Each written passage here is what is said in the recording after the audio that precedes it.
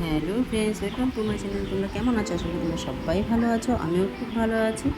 দেখো, এখানে আমি আম নিয়ে নিয়েছি, কাঁচা আম।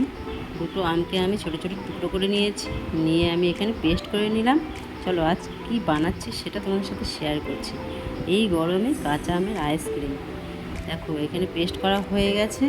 এখানে আমি দিয়ে দেবো পেস্ট করা এক এক কাপ মতো চিনি, আর স্বাদ মতো লবণ আর গোলমরিচ গুঁড়ো, আর দিয়ে দেবো 2 ফোঁটা ফুড কালার।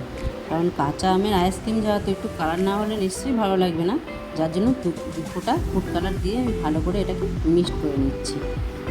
খুব ভালো করে দেখো মিশিয়ে নিয়েছি। এবার আমি বক্সের মধ্যে, দেখো আইসক্রিমের বক্সের মধ্যে আমি ঢেলে দিচ্ছি।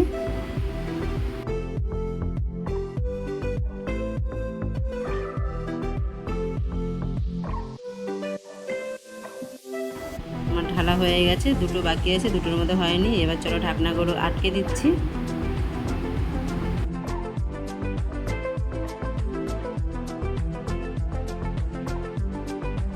চলো সারা রাতের জন্য ডিপ ফ্রিজে রেখে দেবো। চলো দেখি আইসক্রিমগুলো কেমন হয়েছে। এখানে আমি কিছু বরফ দিয়ে দিয়েছি প্লেটের মধ্যে। এবার আইসক্রিমগুলোকে এই বরফের ওপরে রাখবো। গরমের মধ্যে এইরকম যদি আইসক্রিম হয় দারুণ লাগে, তাই না? তাহলে তোমরাও বাড়িতে বানিয়ে খেও। আর আমার ভিডিওটা যদি তোমাদের ভালো লেগে থাকে, লাইক কমেন্ট শেয়ার করে দিও। আবার আসছি নেক্সট ভিডিও নিয়ে। তোমরা সবাই ভালো থেকো, সবাইকে টাটা।